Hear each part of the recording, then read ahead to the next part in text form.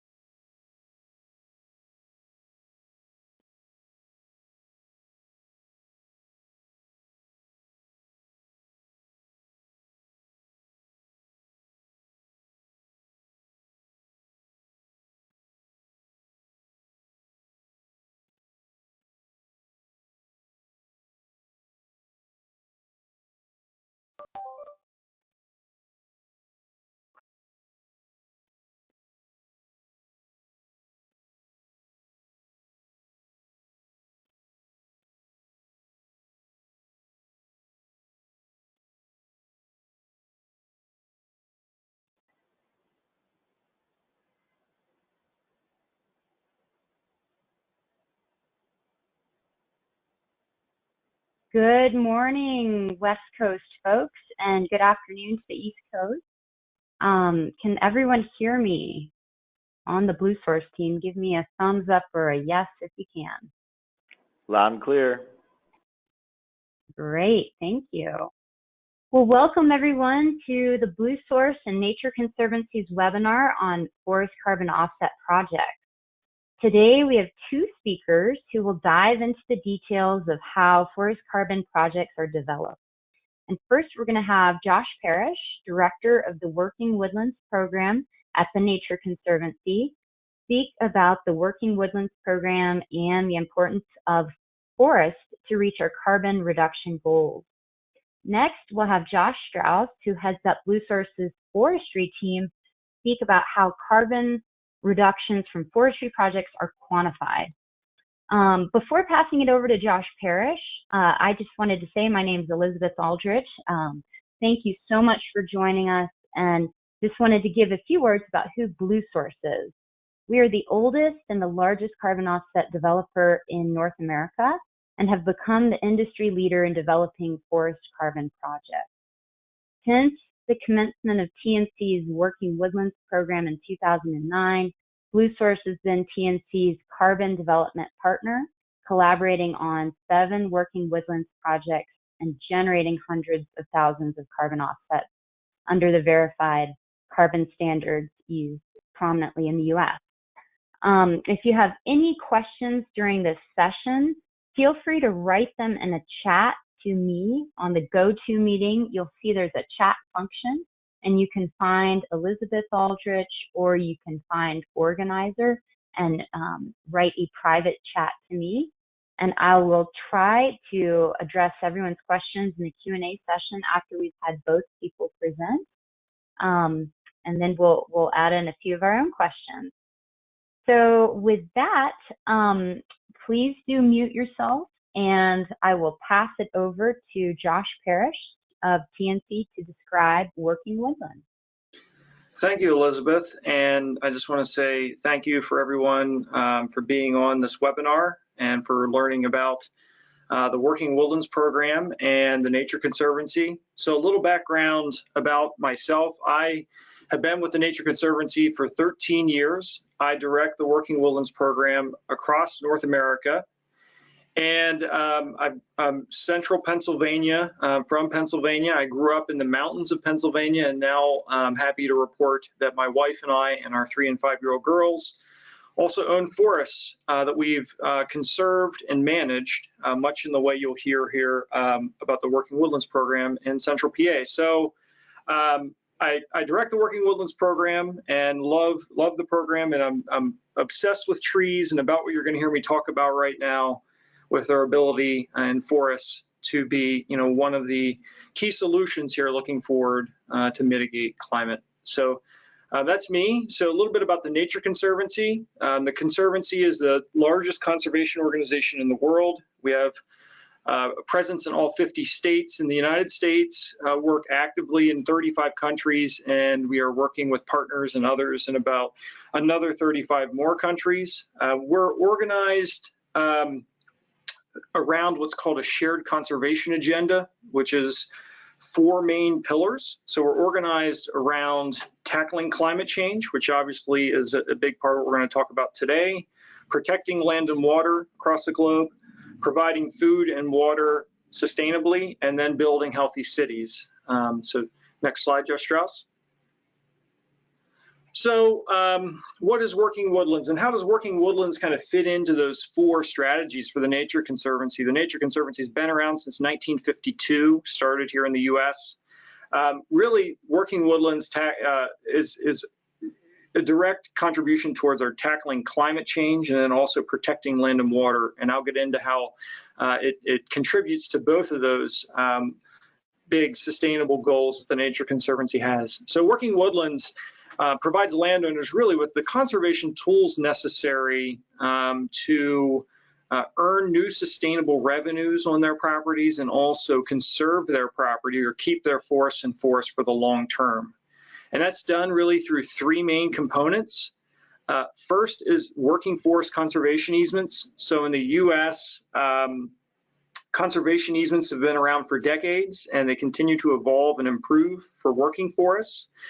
And our enrollees essentially, when they come into our program, are making a commitment, a permanent commitment to keep their forests in forest and manage it in a sustainable way.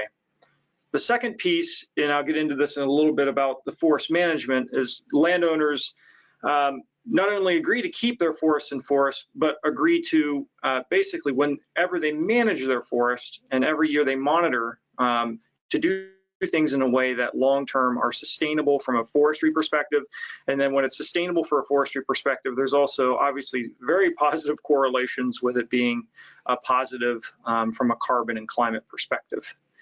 And then the third piece, and the piece that Bluesource, as Elizabeth said at the beginning, has been around since 2009 and working with the Nature Conservancy on, is for doing those first 2 things, for keeping their forests in forest, for managing their forests sustainably. They're able then to participate in forest carbon markets, and we provide, working with Bluesource, project development, and then also work together on the project sales and monetization. And ultimately then, the landowner over time will get paid for providing climate benefits to society. And we're flexible with landowners, and generally our properties are 2,000 acres and over. There are some cases where we've gone down to about 850 acres on a single project. Next slide. So our Working Woodlands program, as was mentioned, started around 2009. And through 2016, we were working to build the platform, and we had 2 projects on about 30,000 acres. And in the last 2.5 years, we went from 2 projects to 13 projects in 4 states on almost 100,000 acres. So what we're experiencing is a large growth phase. It's kind of the hockey stick approach of growth. And I think one of the big reasons why is we're finding a lot of landowners that want to think about their forests and about management in new ways, and like the approach that we're bringing to the table that balances traditional forest products and forest management with really managing for a new ecosystem service, with managing for forest carbon. And we project over the next 3 years, growing to about 250,000 acres across 8 states. And then my 2030 goal for the Working Woodlands program is to be as a 1 million acre enrolled goal. So we, roughly 100,000 acres today, and then we'll be in 2020 before we know it. So in the next 10 years, I'm looking to do 10x in growth. I know that sounds high, but we're optimistic and we're hopeful that that landowners are willing, and then on the demand side, that buyers are there and excited to participate with us. So next slide. So why forests? I mean, this is, I think, for me, as I said before, I grew up in the woods. I have a bit of an addiction to trees and to forests personally. So just to remind folks, forests not only provide carbon and climate benefits, but provide a multitude of other what we call co-benefits. Things like water, biodiversity, so plants and animals, jobs, timber, recreation, all those types of things. They're there, and by enrolling in our program and by conserving forests and managing them well, we're maintaining, and a lot of times we're enhancing over time the benefits we're talking about here. So, and the other nice thing about forests, and in the U.S. context, is the forests are there. You can go out, you can see them, you can go to the project site here in the U.S., talk to landowners in our program, and kind of get to know and see these co-benefits first person, which is really, I think, which really makes me excited and actually directing the program is going out and seeing all these things in person. So next slide. So you heard about, all the benefits that forests provide. I mentioned that, one of the Nature Conservancy's 4 shared conservation agenda pillars is tackling climate change. So, why now and why forests in terms of mitigating the impacts of potentially catastrophic climate change? And so what I want to point to is 2 Nature Conservancy led studies. The first one was published in the Proceedings of Natural Academy of Sciences in 2017, and the lead author was Bronson Griscom, Nature Conservancy. And this was basically a study that looked at 21 different natural climate solution pathways and their ability to basically provide mitigation through 2050. And really, for me, the fascinating and encouraging and really and what motivates me to continue to work hard and scale this is nature through 2030, this critical time frame that we've even seen come out lately from the IPCC, can provide up to 37% of the needed mitigation through this critical 2030 window. So natural climate solutions can be a big part of the solution in this really the most critical time frame from 2019 through 2030. And so when you look at that and look at this chart, it's compelling. And one thing we can do after this is post the links to that study for folks if you'd like and share it. And so the next question is, okay, so in the U.S., what's that translate to in the U.S.? So go ahead, Josh Strauss. Next slide. So this was published in Science Advances in late 2018. Joe Fargione et al. From the Nature Conservancy. So we looked at the global scale, then we wanted to ask that same question in the U.S. What, of all these pathways from forests, ag and grasslands and wetlands, where's the potential? And then the second question we ask is what is basically socially acceptable cost of carbon, and looking at then the potential for it to be a mitigation mechanism through 2025. And what we found is, what we're talking about today with Working Woodlands and Bluesource and TNC on the forest side, what we're going to be talking about is predominantly natural forest management. But really what pops out is reforestation, so planting trees, natural forest management, and avoided conversion really represent the 3 of the largest opportunities to mitigate a climate from natural climate solutions. There's also, obviously, if you look down under ag and grassland, which we're not going to talk about today, things like cover crops and avoided grassland conversion, which are huge as well. So when you look at North America, forests come out as a top, basically, opportunity. And for us, for the Nature Conservancy, and for me directing the Working Woodlands Program, this really kind of points us that we're headed in the right direction. The opportunity is there, and we need to basically catalyze and mobilize these lands in order to be successful at mitigating climate change. Next slide, Josh. So where's our current pipeline? We currently have 4 projects, and I apologize for anybody on this call who might be from the wonderful state of Michigan. I left out the top, the Upper Peninsula. I do realize Wisconsin at times would like that back, but it's part of Michigan. Apologize. We have 4 projects. We have Michigan, Pennsylvania, New York, and Tennessee with current and active projects, and we're working. It's predominantly east of the Mississippi River on eastern deciduous forests, starting to work more in the southeast, looking at bottomland hardwoods and also pine, and then have some discussions going with folks in the Intermountain West with potential projects as well. And we actually have 1 project going right now on the Big Island in Hawaii as well. We're looking at a project. So we have a lot of pipeline, a lot of new geographies and opportunity areas, but our four states we're actively have projects and working in right now are Tennessee, Pennsylvania, New York, and Michigan. And so why private forests? This will set up Josh Strauss, who's going to talk on behalf of Bluesource about the mechanics of the forest carbon. It really stems from 2 things on these are what we're going to talk about are natural forests. So naturally regenerating forests, which means if a tree falls down, another tree should go back in its place without really intervention of people. So what we see is really 2 main drivers of forest degradation and also conversion. So the degradation side is predominantly what we call in the forestry arena high grading, or it's kind of an extractive. It's not really forestry and silviculture. It's basically extracting all the high value trees and leaving essentially the inferior smaller trees on the average, which are typically the same age. It's counterintuitive as the big trees in these eastern forests. To replace the forest that you just removed. And so over time that degrades the forest, it becomes less productive, and therefore it stores less carbon. The second piece in keeping forests in forests, our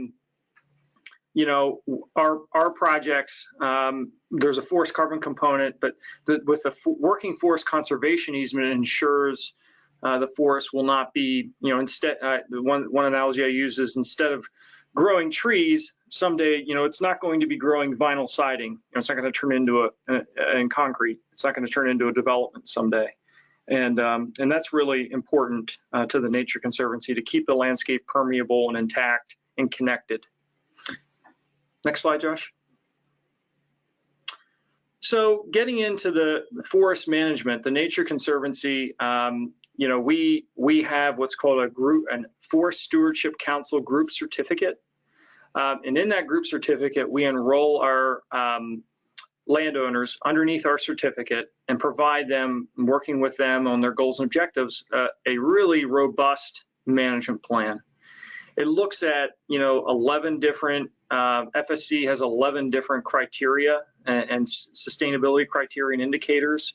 It's a broad standard. It looks at not only economic, it looks at environmental, looks at conservation, and then also looks at social and things that not every everyone would look at, like neighbors, indigenous rights. I mean, just lots of things. It's comprehensive.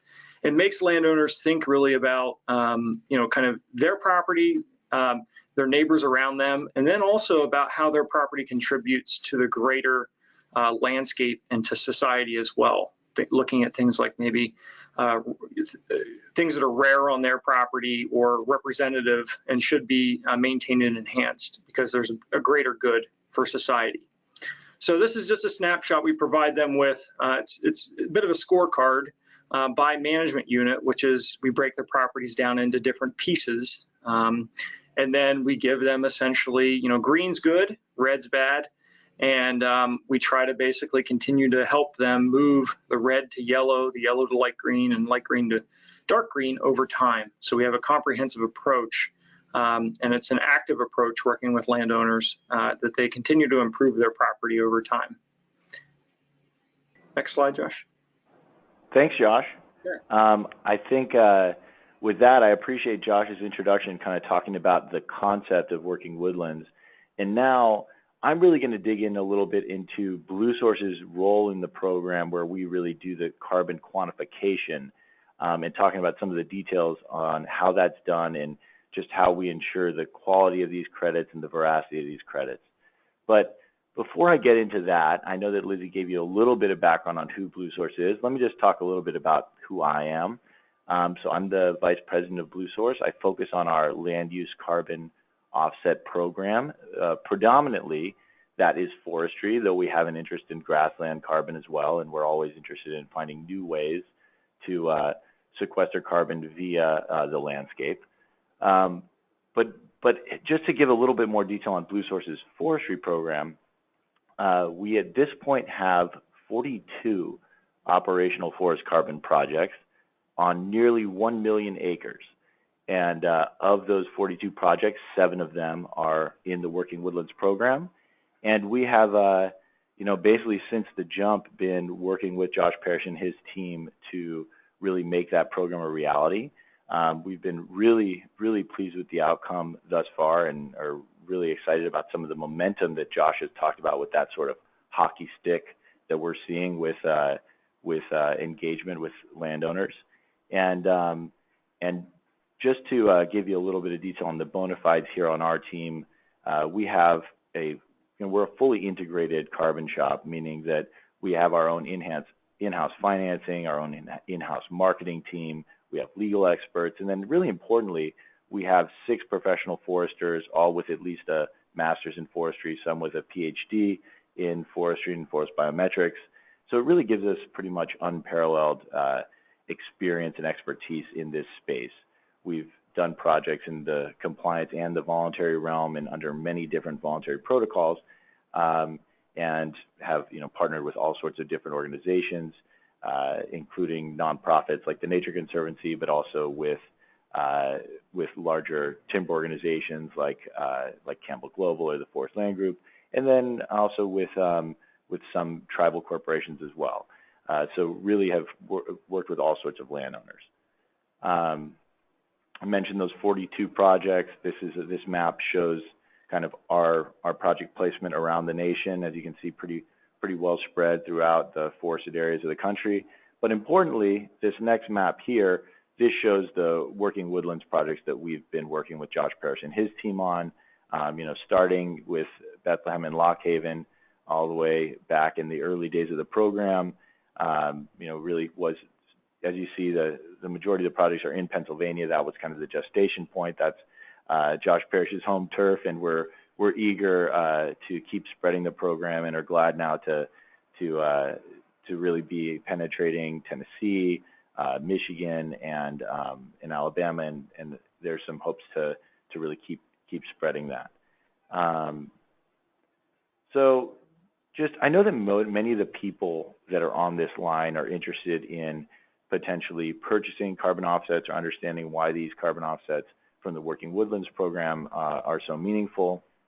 For others that are on here, this is a fairly basic slide, but I just want to talk about the difference between a compliance forest credit for the compliance market and a voluntary forest credit. The compliance market is really focused based on California, based on their cap and trade system, and projects that follow a specific protocol for credit development. They serve that market. What we're talking about here is our credits that feed the voluntary market, which is a different product altogether. And as many of you in the audience know, it's a different type of buyer. There's no compulsion legally to purchase these credits, but buyers, for their own reasons, whether it be to fulfill their mandate by their clients, maybe it's their shareholders want them to be reducing their carbon footprint, maybe it's in the actual DNA of the company itself, and they feel it's the right thing to do to be reducing their climate footprint. They go out unlegally compelled and purchase these units. The key thing in this market is pricing can vary a lot compared to what you see in the compliance world, where there's really a more sort of set, clear market price. In this space, a lot of value is associated with just what is the specifics of the project, what is going on in that project, as Josh mentioned in one of his slides earlier, that just goes beyond the carbon itself. And we think that these projects in the Working Woodlands program really exemplify the kind of top-of-the-line multi-value product in this industry. So we're talking about improved water quality, improved air quality, definitely habitat, and the FSC management and easements that are associated with all these projects really just help emphasize all those points. So, so we're proud to be working on what we view as a really premium product in the market. So just want to talk a little bit about what are the different types of forest carbon projects. So there's three fundamental types. There's afforestation, there's avoided conversion, and there's improved forest management. Afforestation/reforestation is what you would expect. You find areas that are devoid of forest cover and would not naturally lead to a forest, and you take action to bring forest about.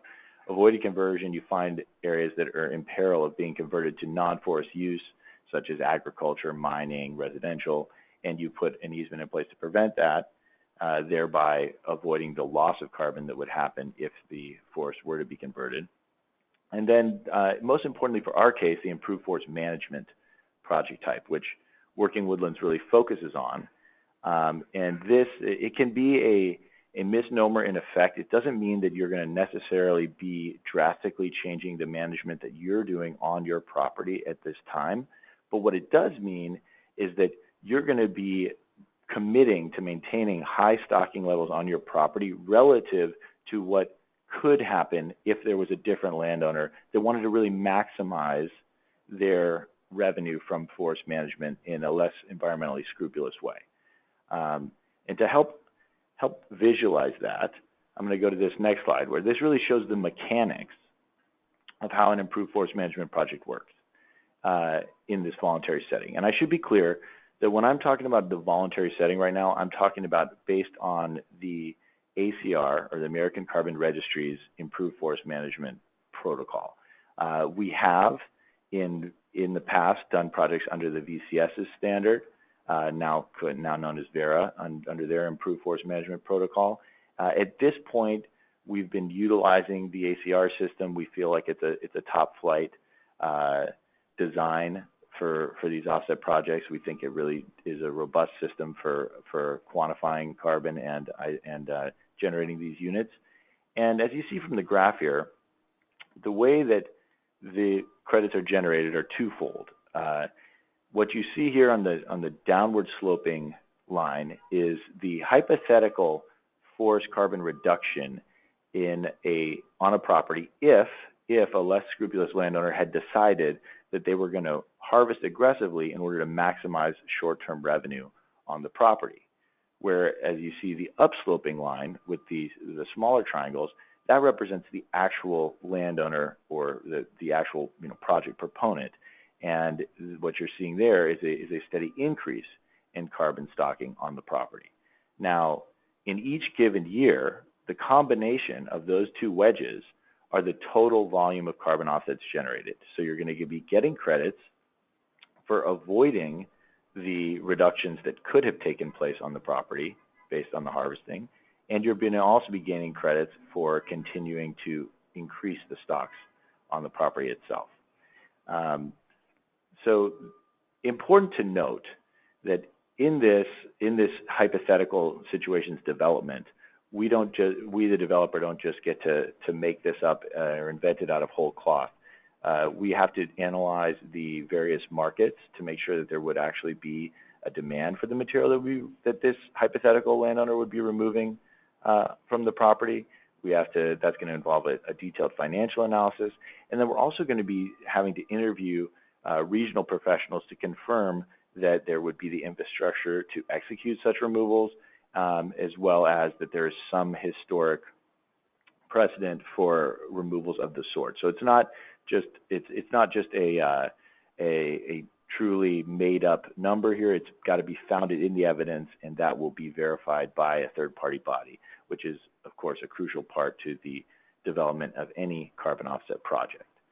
And then speaking about those verifications and kind of carbon management obligations, under the ACR program, all of our projects have to be verified by one of these approved third-party bodies with ANSI accreditation on a 5-year basis at the very minimum. Often our projects are verified annually to allow for credits to be generated on an annual basis, but it's at least every 5 years. The detailed forest carbon inventory needs to be updated on a decadal basis, so every 10 years, that's absolutely mandatory. And any harvesting that goes on the property, as well as any kind of natural disturbances on the property, need to be reported annually to the registry. This goes on for a total project monitoring period of 40 years. So the basic life of these projects that we're discussing are 40 years in total. And key to think about from a landowner's perspective, if you're going to make one of these commitments, is what does this mean for forest management? And the kind of at the very fundamental level, you need to ensure that you're not going to be actually reducing carbon stocking on your property. From the moment that you commence the project through to the end of the project, you don't want to ever harvest such that forest stocking levels drop below the level at which you were issued credits, because that would be inconsistent with the climate claims that you'd made.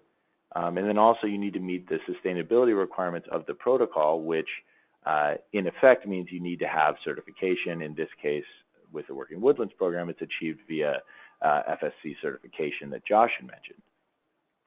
It's important to note that this is not a simply we enroll a forest in this project in this program and they're going to be generating carbon and they're not going to be cutting trees. This is really designed to have active forest management. Most of our projects that we engage on have active forest management. The idea is you're going to find this optimum balance between managing for carbon, generating carbon revenues, and all the associated environmental benefits associated with that, as well as continuing to harvest timber and manage your forest in the direction you'd like with timber revenues. So it's really a balance. So to discuss a little bit about what leads to the best types of forest projects, or the most viable forest carbon projects, generally older forests are better. So old growth is usually, that can be a sweet spot for carbon. Hardwood management is often conducive to carbon, and we do find just at the very base level, because the specific gravity of the trees does have an effect, generally the ratio of carbon per unit of wood material, of green timber, is better in hardwoods than it is in softwoods.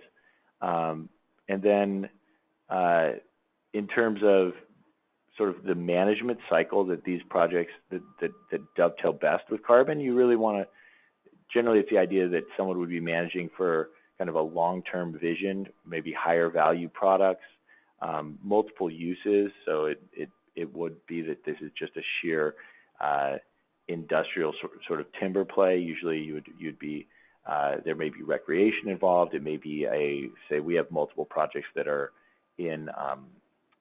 on water authority land where they have an interest in preserving water quality. So multi-use properties perform pretty well. And an interesting thing, you'll see the second bullet under the management cycle, this need for short-term revenues.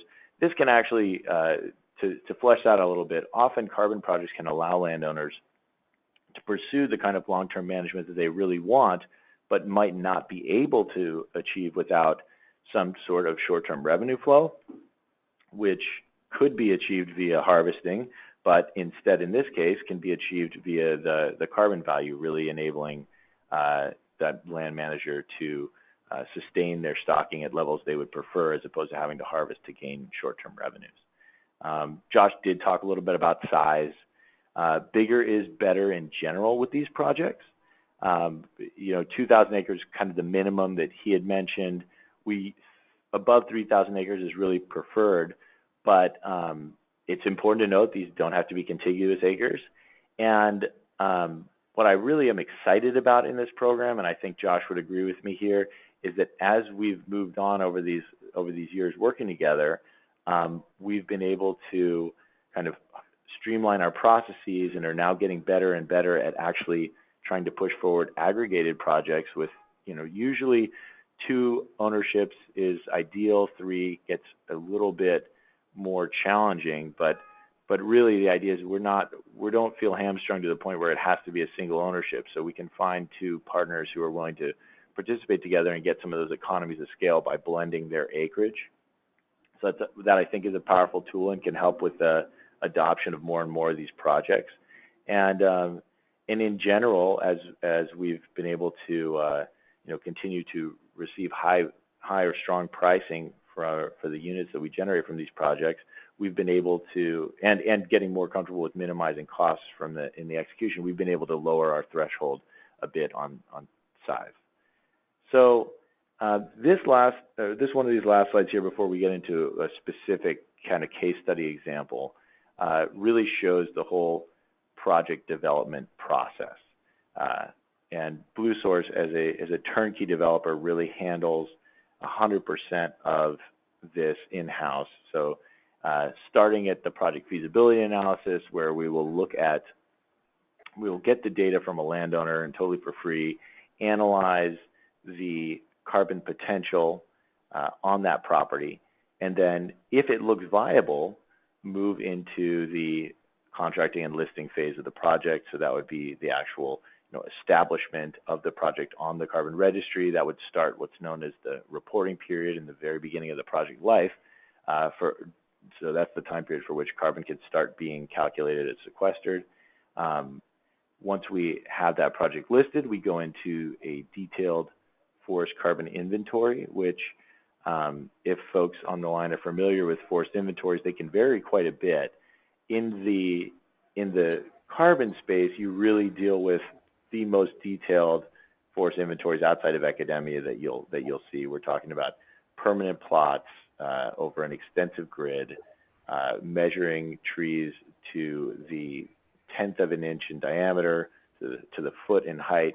So very detailed, because it's important to us and it's crucial to these systems that these credits have to be real and have to be verifiable. So where it might be acceptable in the timber context just to know how many cords you have on a tract, we really need to know to a high level of precision just how much carbon is present. So we design a bespoke inventory for every property we work with. Then we will usually work with a local inventory crew. Often when we're partnered with TNC on Working Woodlands, it might be a TNC-based crew. We will train them up based on our protocol methodology for data collection, and then have them go and inventory the data. Once we have all that data in hand, our in-house modeling team with deep carbon expertise in operating the various grow forward models and harvest models will calculate the carbon implications of the baseline and the project scenario. And then we'll also go through the detailed documentation process required by the registry.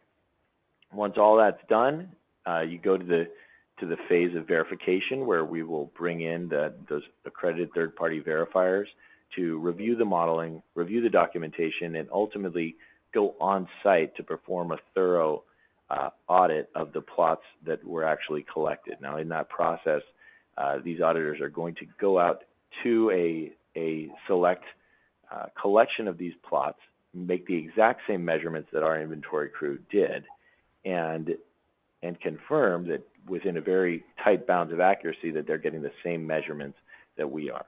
Once they're done with all that, they will move into asking a series of questions to the developer, what are often known as findings. We'll work through that with them, and once that is done, they'll bless the project, saying that the credits are in fact real and should be issued by the registry. The project will go into the registry's court, who will basically audit the entire process, looking over the work of the verifier, looking over the work of us, the developer. And once they are satisfied, they will issue these fungible carbon offset units. Now, the final phase is once those are in hand, we will sell them. Generally, as you see by this green line that's going down on the left side of the progression here, we start this carbon marketing usually at the contracting and listing phase, just because ideally, I mean, we would have those credits spoken for by a buyer by the time they're ready for release, so that it's basically the most efficient process for the landowner, since they can then reap the benefits of the carbon financially immediately upon the credit issuance. And I will say, we feel the reason why we're able to market these credits starting at that early stage is because in doing this enough, we have a clear enough idea what the projects are going to be able to generate, so we can confidently go out there to the market, and with our with our relationships within that market, people have confidence that we will provide what we say we will, so folks can quite efficiently have a purchase locked in for a time period that they might want to be ready to retire credits. So I will, from there, just kind of shift back to an example of a specific project that TNC and Bluesource worked on together, the Lock Haven City Authority in central PA. And I will pass the mic back to Josh Parrish to speak a little bit about that, and I'll chime in as we go along. Thanks, Josh Strauss. So yeah, I'd love to give you some background here and an example at Lock Haven City Authority. We started talking to Lock Haven around 2011 about enrolling in our program. Lock Haven City Authority is a authority. Their charge is to provide clean, safe, affordable drinking water to the residents of Lock Haven and some surrounding townships. They've owned the land for over, I think, 80 years, and within that time frame have the forest has been a working forest. When they bought the land, a lot of it was cut over or just starting to grow back. They bought it to conserve the drinking water, the watershed, and up to about the late 80s, this property, they were harvesting on the property with no plan, kind of opportunistically, and it really was not a good sustainable forest management plan. And in the mid 80s, they finished up some timber harvest and just kind of let the forest grow. And this is one of those great cases where the Nature Conservancy, Bluesource, our program was at the right place at the right time. Their trees, as you see around in this picture, were just starting to mature. And actually, this picture you see here is post-harvest. Since enrollment, they've managed about a quarter of their property, or about 1,250 acres. And this management style you see there is called a thin from below. So it's the opposite of common practice. Common practice would have been all the big trees you see around would have been removed, and it would have left all of the small trees to be the future forest. So we did the opposite in this case, and that common practice has been around for about a century in the eastern United States, unfortunately. So right place, right time. They like our program, and they really like the idea of actually having a plan. Believe it or not, something that simple as having a solid forest management plan and a direction, and being able to set out and balance, as Josh Strauss showed on that 2 slides ago, balance forest product revenues, which are important for them, with forest carbon, and all of that. And continually working on improving the watershed and the water quality. So they've been doing a lot of the monies here that they've earned through forest carbon has been going back into forest work. And then also in a lot of eastern forests, actually most of your water issues come from things that we've put in. So man-made features like roads, culverts, those types of things that fail over time and then really contribute to water degradation issues. So they've been working on fixing a lot of those. So next slide, Josh. So this gives you a sense of the landscape there. Intact forest. It's surrounded by hundreds of thousands of acres of state forest.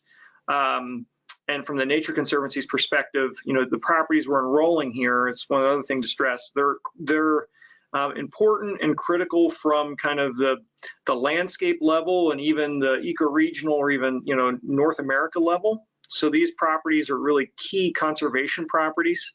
The Lock Haven property connected 2 large pieces of state forests that were already well managed, and so this just gives you a perspective of the landscape this property sits in. The next slide, Josh. So when we went about, so there's a permanent conservation easement that prohibits development.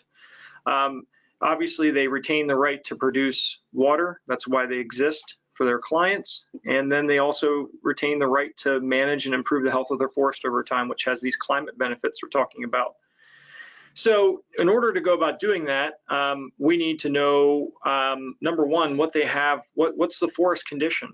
And all the small yellow dots represent a sample of each point on the property of basically everything on the forest floor, forest mid-story, overstory, natural features, unique things.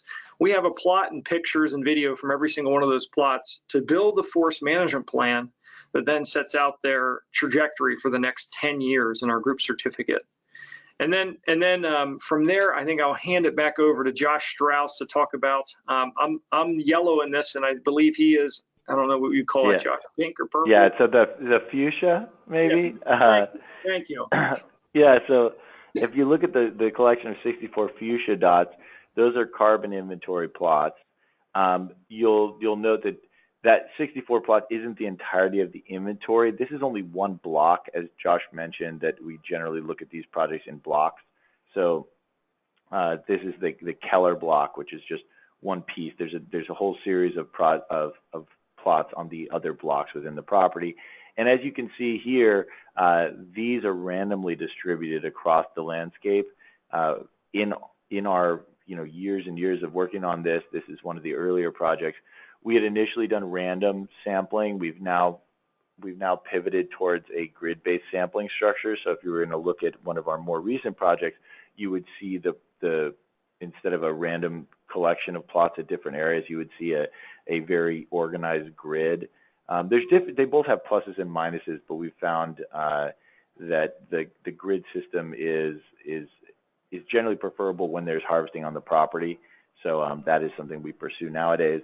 But just thinking about Lock Haven in general, and maybe taking a step back from just the contents of this slide, but I think it is quite a good representation of what the TNC Bluesource Alliance can do here, because as Josh mentioned, previously they didn't have a set plan for management. They didn't previously have the sort of the constraints on what they might do that are put in place by FSC, and certainly not the constraints that are put in place by obligation to the carbon program.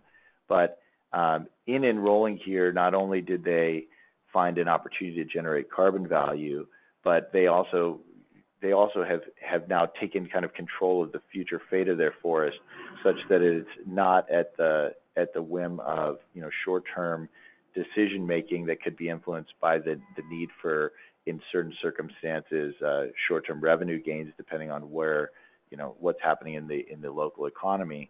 But instead, it's like really committed to a long-term vision. And this is something that we've replicated 7 times now basically, and we have quite a number of other projects similar to these in the pipeline. And I would just say personally, as somebody who came into this industry 7 years ago very intentionally, I went to school specifically to work in forest carbon, trying to find ways to value environmental attributes that previously were undervalued by the market or not valued at all.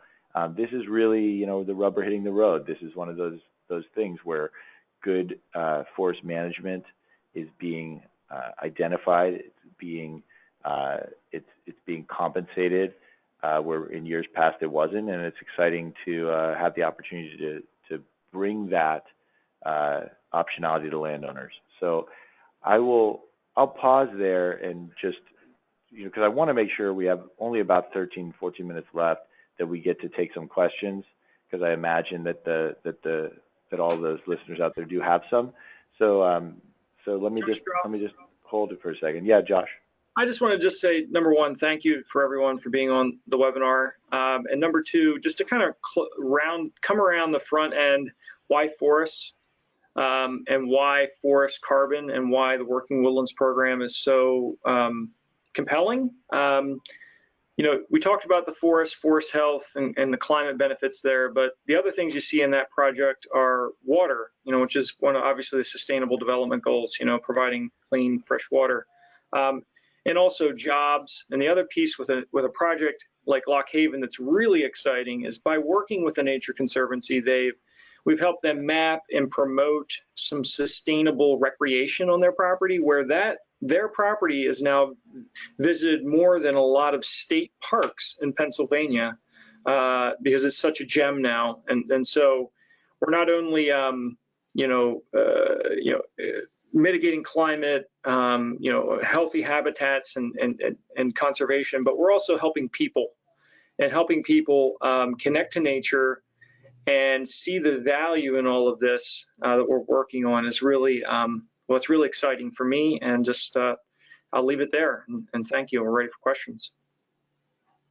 Josh, thank you so much. That was fantastic. And we have received a number of questions, and I'll do my best to get through those in the time we have. But do know that for questions we can't get to due to time constraints, we will type up a document that has responses, and we'll be sure to post that in an email follow-up with a recording of the webinar as well. So the first question was, can we share a recording? And we will be sharing the recording of the webinar with all the folks who did register. Feel free to pass that on. We'll also make it available on our website.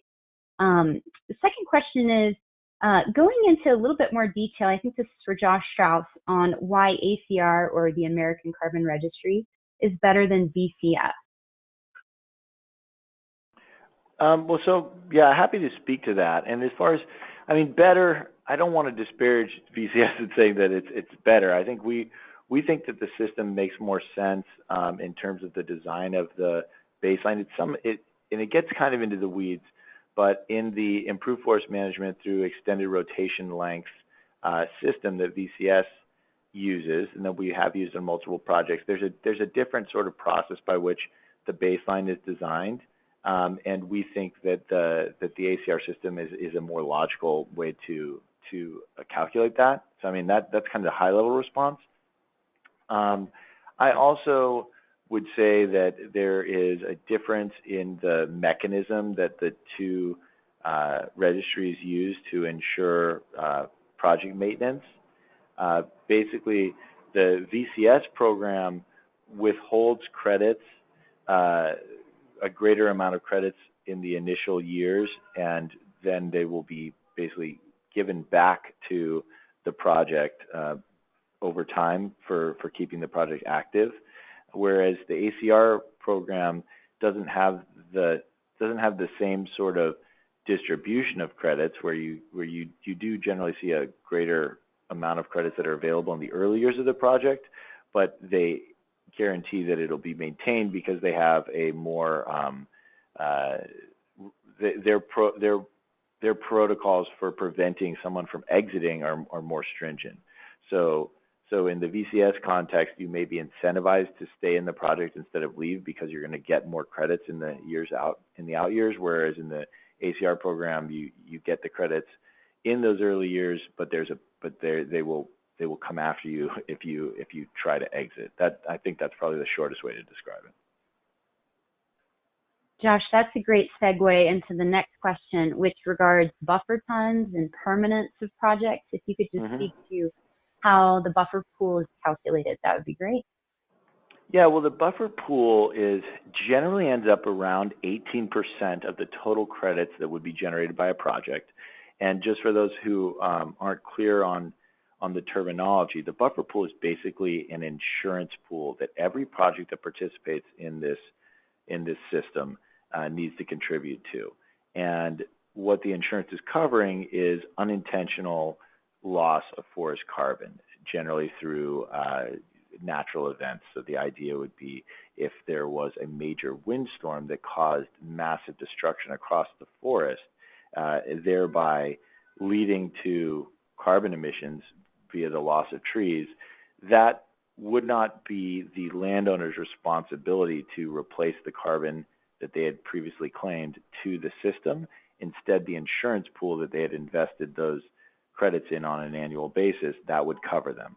And, like a typical pooled insurance mechanism, though each project is only paying 18%, if you had a major loss across your project that would vastly, exceed the 18% you'd committed, the insurance that other folks had committed for their projects would cover you in that instance. So that's the pooled risk concept. And the way that the percentage, and 18% being my example, is calculated is based on a rubric where you would go through various different risks associated with where you are in the country, various exposure to pests or fire risk or et cetera, and it's calculated based on just how risky the region you're in happens to be. So and just to be very clear, when I say that 18%, that means that, if you were to generate 100 tons, then in order to, then it would mean that 18 tons would need to go into the that buffer pool and would not actually be yours to sell. Great. Thank you, Josh. A question about your mention of having multiple owners aggregating together. The question is, Sure. Do the lands need to be in the same state, region, or contiguous? They do not need to be contiguous, and they actually do not need to be in the same state or region, which is it's atypical that we would have two landowners that are far apart, but there's not an actual prohibition on it. Granted, usually when you do these sort of aggregated approaches, it would be because you wanted to create efficiencies in verification and in inventory. And if you happen to be in states across the country and you're going to be flying the inventory crew and the verifiers to these two, disparate locations, you may lose some of the reason why you were going to aggregate in the first place, but there's nothing to prevent it. Okay, thank you. The next question is, how big is the voluntary carbon market in dollars? And I don't know if you know that off the top of your head. I do just want to mention that Ecosystem Marketplace publishes an annual report. It's called the State of the Voluntary Carbon Market. And we are due for the 2018 data to be published in the next 2 or 3 months. Currently, the most recent data is going to be for the year 2017. And that is available online, but I'll pass that over to you, Josh, in case you happen to know off the top of your head. I don't off the top of my head, and I was going to say you took the words out of my mouth because I would have directed them to the exact same resource. I will say on a year-on-year basis, we've seen this market growing. So, and Bluesource is an organization, I don't want to speak for Josh Parrish, but I think I know his answer as well, is that we're very bullish on our expectation that it is going to continue to grow. I mean, that's why we dedicate our time day in and day out to this, because we not only do we believe in it, but we also think that it's a smart play from a business perspective. And I did just hear from a colleague that approximately 150 million per year. All right. Next question is IFM, or improved forest management, really a combination of afforestation where you're adding carbon and avoided conversion where you're reducing intensive harvesting that would otherwise occur?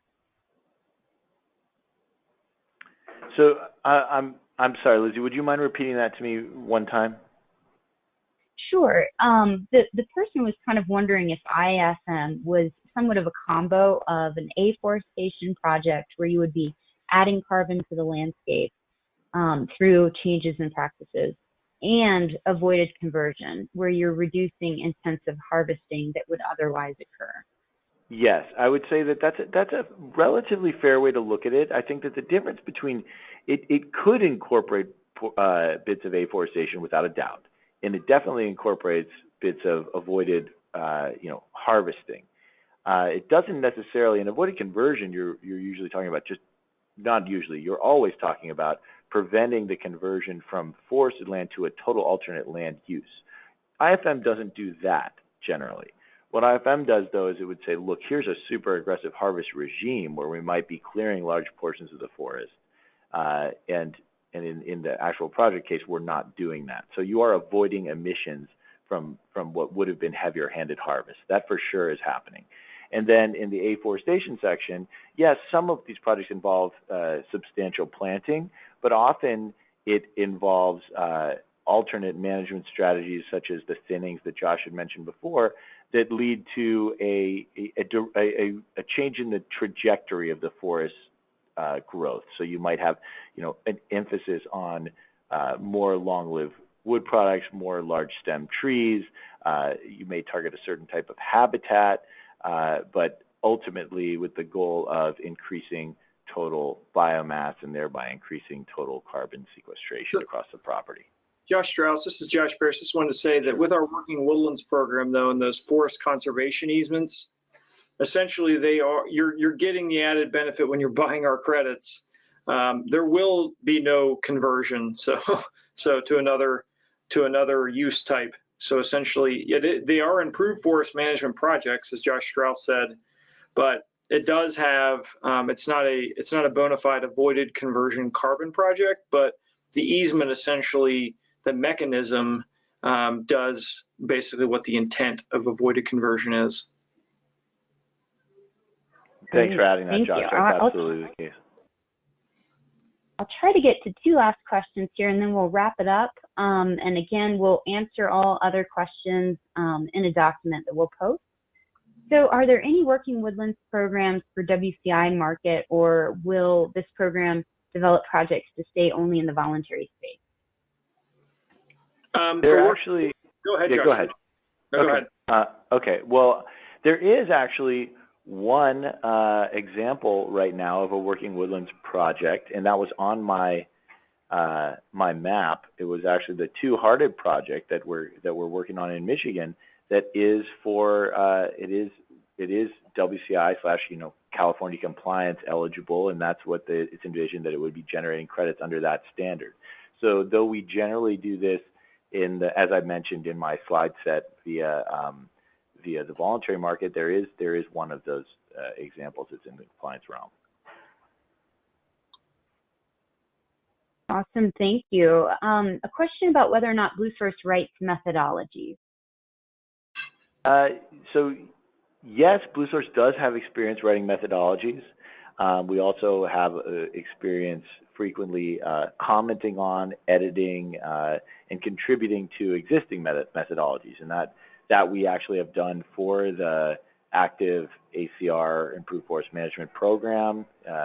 We have contributed and sort of our own thoughts and added calculation adjustments that have been accepted to the protocol. We did the same thing with the VCS extended rotation protocol as well. And then in terms of wholesale protocol design, we do some of that activity. It's not our bread and butter, but we are in the process of considering some protocol development for helping to quantify the soil pool in the voluntary context. It's still in in that development stage, not clear on how long it's going to be before we have that issued, but that's just an example of our engagement and trying to really help bring the best sort of quantification methods into practice, so that we can make sure that we're adequately rewarding landowners for the activities that they're undertaking. Great. And there are several questions we didn't get to. Again, we will answer those. So look for answers to be posted along with the recording of this. But fantastic session. We really appreciate your time, Josh Parrish. Thanks for joining us. And you're always welcome, listeners, to follow up with me directly by email or Josh Strauss. And we can certainly get in all of our email information is available at bluesource.com. So we'd be happy to continue the conversation with you. And again, this webinar was recorded. If you'd like to send that link out to someone who couldn't make this, feel free to do so. Bluesource will also be publishing its first newsletter in the next week with market insights and updates. So be on the lookout for that email that will allow you to opt in to receiving a quarterly newsletter from us. And this is the first of a series of webinars that Bluesource will be hosting on timely carbon market topics. And so we hope you'll be able to join one of our webinars in the future. With that, thanks again, Josh, and everyone have a great day. Thanks, everybody. Be well. Thanks, everyone. Have a great day.